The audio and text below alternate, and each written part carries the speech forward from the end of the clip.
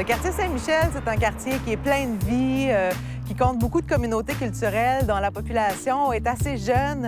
Et c'est un quartier qui, historiquement, a été un peu oublié et qui, depuis quelques années, connaît un essor formidable. Donc, le quartier Saint-Michel, c'est un quartier plein de couleurs et plein de vie, qui a beaucoup d'avenir. C'est un quartier aussi qui a beaucoup changé. Là, on a qu'à regarder les parcs dans le quartier Saint-Michel. Ça a énormément changé pour le mieux. Alors concrètement, il y a énormément de projets qui se font déjà. Il y a des projets au niveau de la sécurité, au niveau de la réussite scolaire, au niveau des familles, au niveau de l'alimentation, de la santé des jeunes enfants, au niveau de la santé des aînés, les logements. Donc il y a énormément de projets qui se font d'une manière très concrète.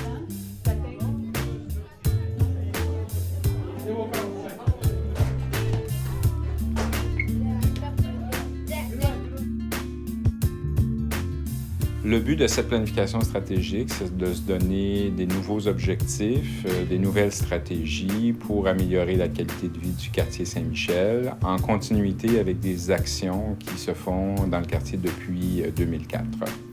La particularité ici, puis ce qu'il y a de novateur, c'est que là, on s'est dit, d'entrée de jeu, on va impliquer les bailleurs de fonds et on va cheminer ensemble et voir comment chacun peut contribuer à cette planification stratégique-là pour qu'elle ait le plus d'impact possible dans le milieu. Et là, on dit, bien, tout est ouvert. À vous d'identifier comment vous voulez mener cette démarche-là. Et nous, de notre côté, on va voir comment on peut la faciliter. Alors donc, on élimine la multiplication des démarches en s'associant dès le départ à une démarche de ce type-là, puis en laissant tomber nos formulaires habituels, si je peux le dire comme ça. C'est sûr que dans ces démarches-là, on ne sait pas toujours exactement où ça va nous mener, puis particulièrement cette fois-ci, parce que la présence des bailleurs de fonds, c'est difficile de camper avec exactitude quel sera leur rôle, quel sera le rôle des partenaires locaux. Mais je pense que ce qui fait la force à Saint-Michel, c'est aussi d'apprendre dans l'action. Et moi, je suis très confiant qu'au fur et à mesure que cette démarche-là va arriver, les réponses vont venir aussi.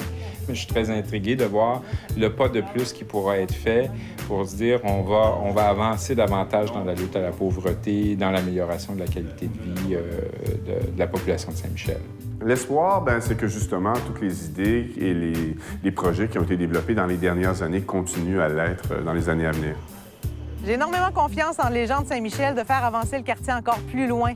Les partenaires qui travaillent ensemble avec les citoyens, avec les instances et les organismes sont des gens de cœur, des gens qui ont de l'ambition pour Saint-Michel et qui veulent vraiment changer le quartier. Et ça demande de l'audace, ça demande de la créativité. Et je pense que ces éléments-là sont essentiels pour mener une démarche qui implique autant de monde à la fois et autant d'intérêts à la fois. Alors l'audace, moi je dirais, il faut oser.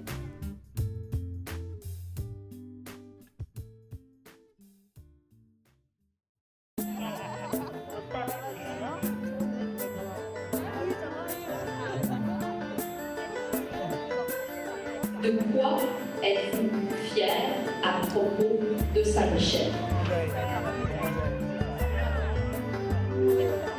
On est vraiment allé chercher des renseignements sur le contexte, surtout environnemental, comment les gens se sentent en sécurité dans leur quartier, qu'est-ce qu'ils aiment au niveau du sport-loisir, est-ce que c'est accessible ou pas, les services, les institutions.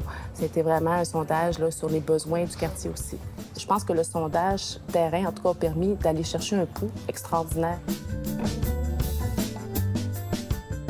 Le portrait de quartier, c'est d'obtenir l'image en 2012 de où en est rendu Saint-Michel.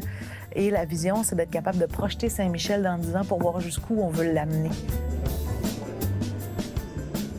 Le grand rendez-vous, c'était un rassemblement d'individus de tout horizon. On avait des citoyens, des travailleurs du quartier, des organismes, des entreprises qui sont venus dans un grand événement participatif et festif pour parler des enjeux de Saint-Michel et de développer une vision du quartier. Donc on a présenté en fait des données, on les a actualisées afin de présenter un portrait de quartier où on est rendu actuellement. Toute l'animation qui s'est bâtie autour de ça était vraiment pour donner la place à la parole et au plaisir. Et c'était également la première fois en fait que le comité de pilotage et la planification stratégique rencontraient les citoyens, les travailleurs du quartier, etc. J'habite dans le quartier depuis 2 ans, bientôt 3 ans. Et la raison pour laquelle je suis là, c'est parce que justement, je trouve que c'est vachement important, vu que je suis citoyen du quartier, et puis de participer, de savoir qu'est-ce qui se passe dans le quartier, de connaître un peu. Il y a beaucoup de choses intéressantes dans la démarche de Saint-Michel. Un des aspects, c'est le lien avec le citoyen. Un sondage qui est allé chercher leur point de vue, qu'on a pris en compte dans l'exercice de portrait, des invitations aux citoyens pour participer au grand rendez-vous. C'est tout de même, mais c'est pas grave si vous êtes... Donc c'est sûr qu'on a un défi pour les prochaines étapes parce que c'est une démarche qui se veut pour les citoyens, mais maintenant, il faut que ça passe par les citoyens. Normalement, un bailleur de fonds arrive à la fin.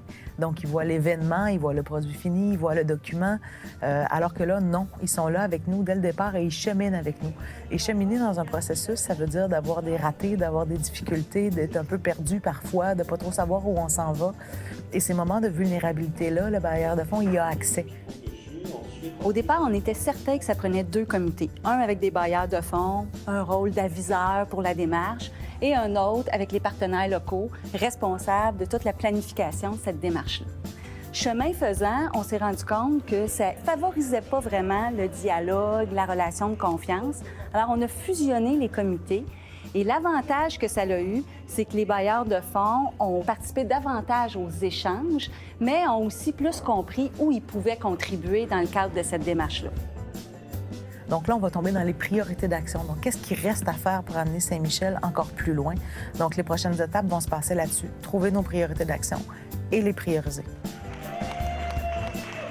Ce qui m'a marqué le plus aujourd'hui, c'est la combinaison entre ce qu'on veut garder, ce qu'on souhaite développer, mais surtout ce qu'on souhaite rêver. Puis moi, je pense que les citoyens ont besoin d'être dans le rêve. Saint-Michel, un quartier phare, inspirant et solidaire, fier de sa diversité, fort de sa capacité d'agir collectivement, où ses citoyennes et citoyens veulent grandir, réussir et vieillir.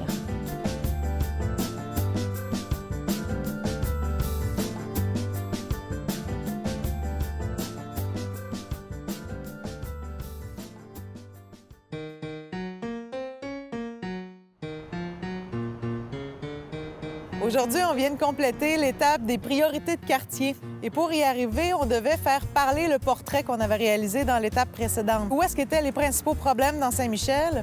Et à partir de ces enjeux-là, on a organisé des soirées qui présentaient les enjeux aux citoyens et les citoyens devaient nous dire qu'est-ce qu'ils voulaient qu'on attaque en premier, donc quelles étaient nos priorités de quartier. Alors, à travers les 3 rendez-vous, on a pu dégager 5 grandes priorités pour le quartier et c'est là qu'on en est rendu aujourd'hui.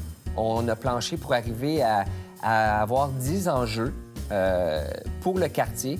Et dans les rendez-vous citoyens, le but, c'était de les présenter aux citoyens et de les faire réagir là-dessus. De voir est-ce que ça vous convient, est-ce que ça vous ressemble, est-ce que ça vous parle. La mobilisation, c'est quelque chose d'assez difficile dans ces quartiers-là. Fait qu'il fallait vulgariser, il fallait dire, écoutez, ça va être une place où vous allez pouvoir venir vous exprimer, justement, comme j'ai dit tantôt, qui va servir aux différents organismes pour répondre à vos besoins, à vos craintes, à vos inquiétudes.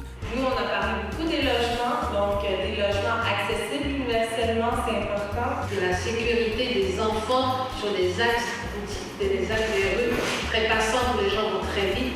On a beaucoup parlé de ça. Par cet événement-là, on peut s'exprimer, on pourrait dire par exemple, qu'est-ce qu'il faut ajouter, qu'est-ce qu'il faut retrancher, qu'est-ce qu'il faut dans le quartier Saint-Michel.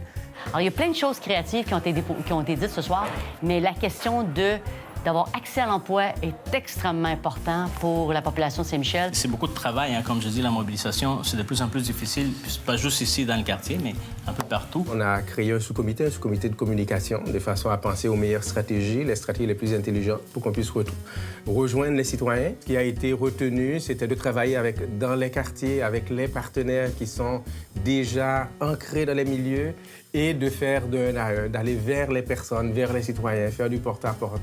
Donc, on a utilisé des outils très, très simples. On a utilisé des affiches, des dépliants, des listes de courriels. On a utilisé des présentations dans les activités. Donc, on est vraiment allé là où était le citoyen et on a voulu créer des événements là où sont les citoyens. Donc, on est allé vers eux. J'étais vraiment étonné de voir la participation des citoyens. De voir que les citoyens avaient accepté de participer au processus, de s'informer, d'apporter leurs idées. Alors là également, ça va apporter une richesse étonnante là, à la démarche comme telle, en termes de légitimité. Donc, les 5 enjeux qui seront ressortis des grands rendez-vous sont l'accès au logement de qualité, l'accès à l'alimentation saine et de qualité, l'accès à des activités de sport, loisirs et culture, l'accès à la qualification et à l'emploi et toutes les notions de sécurité et d'aménagement urbain. Cette expérience-là nous renforce la certitude, dans ce qui me concerne, que j'ai dans le sens où on doit forcément arrimer et faire un arrimage entre les différents partenaires financiers, mais également avec les acteurs terrain. Ce qui s'en vient pour la suite de la planification stratégique, c'est-à-dire que là, on va être dans les moyens. Là, on sait sur quoi on veut travailler. On a nos 5 priorités, mais maintenant, comment on travaille ça? Comment on travaille le logement? Comment on travaille l'aménagement urbain? Comment on travaille l'alimentation? Donc là, on est dans toute l'effervescence des idées, des actions, des projets. Et on est aussi dans tout le défi d'aller rassembler à la fois nos citoyens, nos organismes autour de ces priorités-là et de ces moyens-là et d'utiliser l'intelligence collective pour être capable de faire arriver le nouveau plan d'action pour les prochaines années.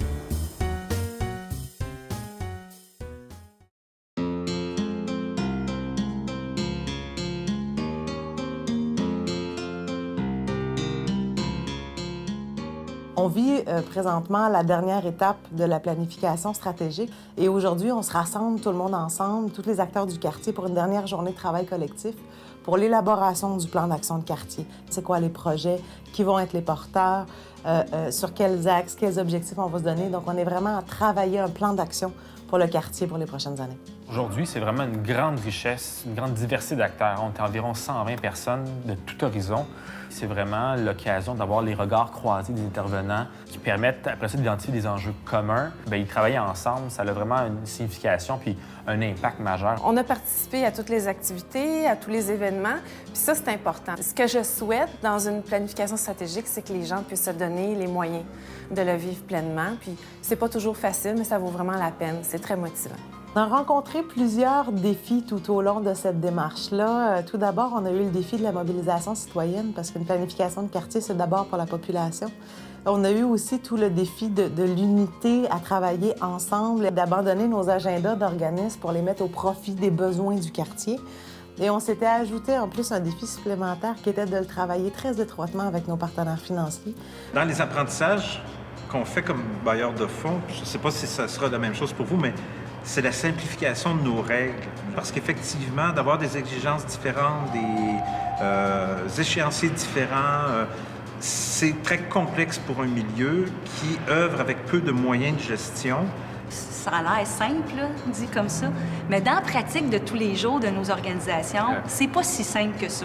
Ça demande de jaser avec les collègues, ça demande même de négocier avec les collègues et de voir les avantages puis les inconvénients que ça produit dans la gestion quotidienne de nos organisations. Un des gros défis, ça va être de sortir de notre zone de confort, parce que là, maintenant, il faut qu'on puisse rallier toutes les ressources disponibles pour réaliser ces actions-là. La liste est longue. Donc, il va falloir qu'on puisse voir des nouvelles possibilités de partenariat, d'avoir une nouvelle vision, une vision grand angle de la situation. Oui, on a fait cette démarche-là, mais c'est d'être en mesure de continuer de soutenir la mise en œuvre. Comment on assure la suite? Une fois que le plan va être déposé, la vie continue, hein? Le plan va s'actualiser. Réunir tout le monde et d'avancer ensemble, ça ne sera pas toujours chose facile. C'est de trouver l'équilibre entre concertation puis complémentarité. Et il n'y a pas uniquement que le soutien financier, on a le développement du leadership et du potentiel, on a le soutien au groupe pour qu'ils puissent développer leurs capacités, et que ce soit par rapport aux pratiques de gouvernance, à l'évaluation de projets. Alors, il y a différentes façons où on peut arriver à soutenir un groupe. Bien, je m'attends simplement à continuer d'être informée. Je vais me tenir au courant. Je pense qu'il n'y a pas que des attentes, mais on a des devoirs aussi comme citoyens de s'informer, de se tenir au courant de ce qui se passe. J'ai dit à mes amis, viens s'impliquer, impliquez-vous. C'est cette population-là qui est capable de nous dire ce dont elle a besoin, malgré toutes nos bonnes intentions. Et c'est d'avoir l'humilité de se mettre un peu en retrait et d'écouter ce qui peut émerger. Et ce qu'on a maintenant comme responsabilité, c'est d'essayer, autant faire se peut, de tout notre cœur, de trouver réponse à ces besoins-là dans nos grandes structures, puis d'essayer de les influencer, ces grandes structures. On a réussi une belle et grande mobilisation dans cette démarche-là. Je pense qu'on a su aussi développer un sentiment d'appartenance fort au quartier pour les gens qui ont travaillé autour de la planification stratégique et qui y ont participé. Et je pense qu'on ressort de ça comme quartier beaucoup plus uni, beaucoup plus soudé. Et j'espère d'être capable de préserver ce sentiment d'appartenir à un quartier, ce sentiment d'appartenir à un grand tout, pour que l'intelligence collective et l'énergie du groupe puissent continuer à durer les 4 prochaines années.